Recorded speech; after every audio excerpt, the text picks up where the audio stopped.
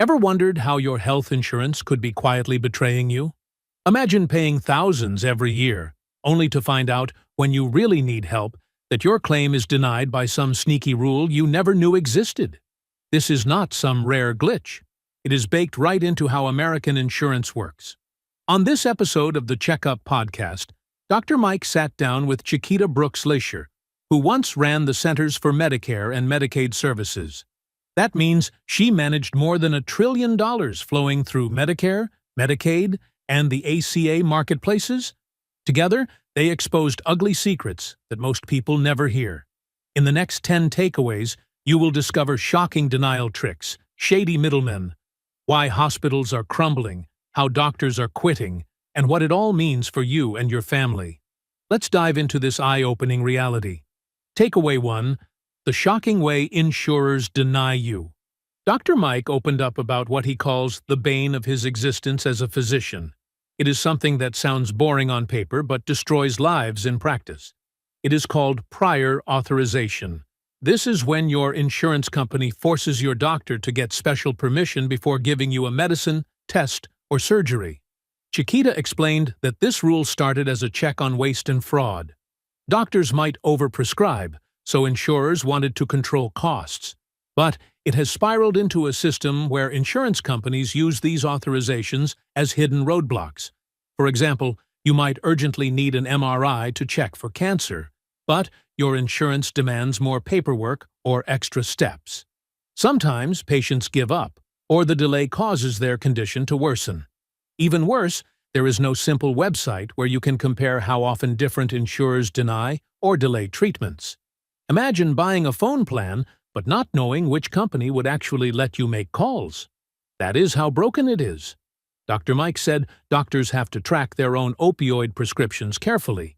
Yet insurers face no rule to reveal how many lives they put at risk by stalling care.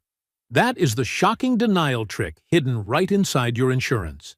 This brings us straight to another layer of the same game where money talks louder than patient health. Takeaway 2. How drug middlemen quietly bleed you. When you pick up a prescription at your local pharmacy, you probably think the price is based on the drug itself. But Chiquita revealed that a group called Pharmacy Benefit Managers, or PBMs, stand in the middle and quietly shape the cost. They are supposed to negotiate lower prices between drug companies and insurance plans.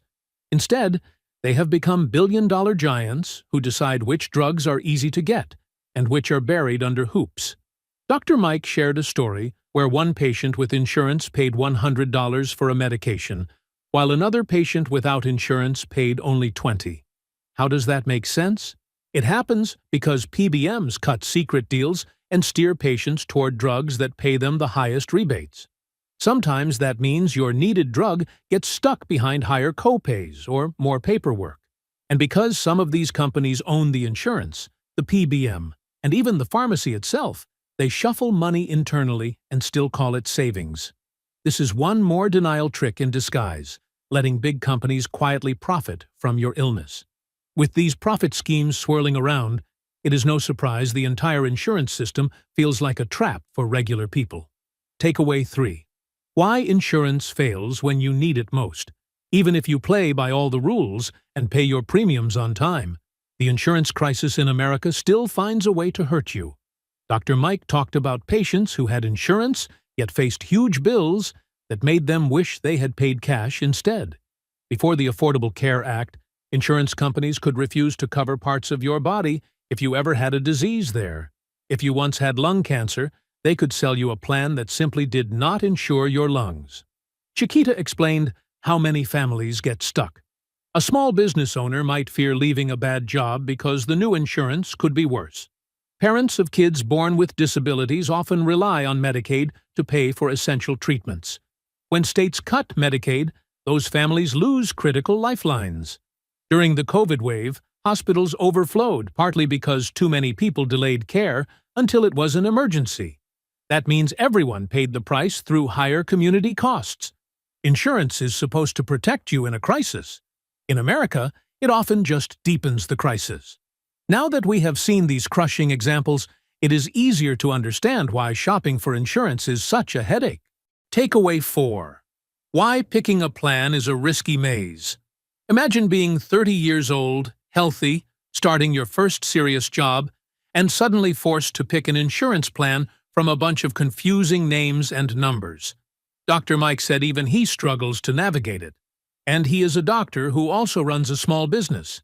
Chiquita explained that many people see low monthly premiums and pick that plan, only to be shocked by giant bills later because of high deductibles. Or they find out their favorite doctor is not covered, or their life-saving medication is not on the approved drug list. Each plan has different networks and rules that are almost impossible to compare side by side. Meanwhile, large corporations like banks get premium deals from insurers because they can bring thousands of employees. If you are a small business or an individual, you get stuck with worse options. It is like airline tickets that look cheap but hit you with extra luggage fees at the gate. Choosing wrong in healthcare can bankrupt you. That is why insurance confusion is not just annoying but dangerous. To see why all of this is so tangled, we have to pull back and look at how America's health insurance is chopped up. Takeaway 5. The messy split of U.S. health coverage. Chiquita laid out how America's system is divided into messy pieces. Most people get insurance through their employers, because after World War II, companies offered health benefits instead of pay raises. Medicare is a public program mainly for people over 65. It has traditional Medicare, which lets you see almost any doctor, and Medicare Advantage, which looks attractive with perks but limits your doctor choices. Then there is Medicaid, which covers low-income families, kids with special health needs, and pays heavily for long-term care in nursing homes. On top of that is the ACA marketplace, where people buy individual plans. This patchwork means your coverage depends on your age, your income, your job, your state, and even your family situation. That is why two neighbors on the same street could pay wildly different prices or get completely different levels of care. So with all these different systems, you might wonder why the government does not just fix it all. The answer is more frustrating than you think. We're halfway through the video. Thanks for sticking with us. If you're enjoying it, hit the thumbs up and share it in your WhatsApp groups. If you'd like to support us, please tap the thanks button below. It helps us keep making great content. Drop a comment and don't forget to hit subscribe for more. Now let's continue with the video. Takeaway 6. What the government can and cannot fix. As the former head of CMS, Chiquita knows exactly how limited government power can be. CMS handles over $1 trillion paying for Medicare and Medicaid, but runs on a tiny admin budget. Their computer systems are so old that updating them was one of the first things she said she would fix with more money. Even when CMS wants to crack down on insurers or nursing homes that break rules, they often need Congress to give them authority. Dr. Mike was surprised to hear that some laws explicitly forbid Medicare from negotiating drug prices. Only recently did new laws let Medicare start bargaining for just 10 drugs, which will still take years to show savings. Chiquita explained that local politicians pressure CMS not to cut payments to hospitals in their states, even if the system is wasteful. That means reforms move painfully slow while problems keep growing. And as hospitals struggle, the places that take care of your grandparents or your children feel the squeeze first. Takeaway 7. Why hospitals and clinics are shutting down. Chiquita warned that Medicaid dollars are the backbone for many hospitals, especially in rural towns. When states cut Medicaid or delay payments, hospitals close departments like labor and delivery or shut down entirely. That forces pregnant women or heart attack patients to drive hours for help. Community health centers that focus on primary care are lifesavers because they keep people out of costly ER visits. But they often lack funding and face uncertainty with every new budget. Dr. Mike said primary care doctors like pediatricians and family physicians are paid less than almost any other specialty, even though they save the system money by catching problems early. That pushes new doctors to choose higher-paying specialties instead, draining the local clinics that keep communities healthy. And the stress of juggling low payments and endless insurer hurdles is driving many doctors right out of practice. Takeaway 8. Why doctors are burning out and quitting. Dr. Mike spoke from personal experience about how impossible it feels to run a clinic that accepts Medicaid, Medicare, and all private insurers. Once a practice becomes known for taking the lowest-paying plans, it gets flooded with patients the rest of the system quietly avoids. Chiquita said some states do better by paying doctors more for Medicaid, but most lag behind. Doctors get crushed by paperwork and low fees. Many sell to big hospital chains just to survive, or they stop accepting Medicare and Medicaid altogether. That means if you are a patient relying on these programs, you might struggle to find a skilled specialist. It is one more hidden denial trick by the system, except this time it is by driving doctors out before you ever show up at the clinic. So after all these grim realities, is there any hope for fixing it? Takeaway 9. Ideas that could rescue healthcare. Dr. Mike and Chiquita discussed solutions that go beyond just throwing more money around. Chiquita said if CMS got proper funding, they could upgrade systems, crack down on fraud faster, and monitor insurers more closely. Recent steps to let Medicare negotiate drug prices could cut billions in waste. Testing new payment models that reward keeping people healthy instead of just paying for surgeries might stop problems before they get expensive.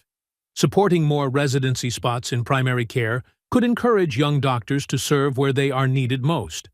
Dr. Mike even dreamed of using AI to help patients pick plans without the usual tricks and surprises. None of these are quick fixes, but they show it is possible to build a system where the money actually goes to care, not corporate games. Which leads right to why this matters so personally for every one of us. Takeaway 10. Why this hits your wallet and family. At the end of the day, this insurance mess is not just about policy wonks or politicians. It is about whether your mom can afford her insulin, or if your neighbor can safely have a baby at the local hospital. It is about whether you might go bankrupt after a car accident despite having insurance. Dr. Mike and Chiquita reminded us that everyone needs to pay attention to what happens with Medicaid, Medicare, and local hospital funding because it all comes back to your community. Reading the fine print on your insurance, asking tough questions, and speaking up when something feels wrong is not just smart. It could be the difference between getting life-saving care or watching helplessly as bills destroy your future. So next time you look at your insurance card, remember, there could be hidden tricks waiting to deny you when you need help most. But also know that by staying informed and demanding better, we can push this massive system to finally put patients first. Which of these shocking truths hit you the hardest? Let me know in the comments. And if you found this as eye-opening as I did, make sure you subscribe so we can keep digging into how power and money shape our lives. Thank you for watching. If you'd like to support this channel, hit the thanks button below. It really helps us keep going. If you enjoyed this summary, please leave a like and share it in your WhatsApp groups. To join discussion about this video, drop a comment below. And for more videos like this, hit the subscribe button below.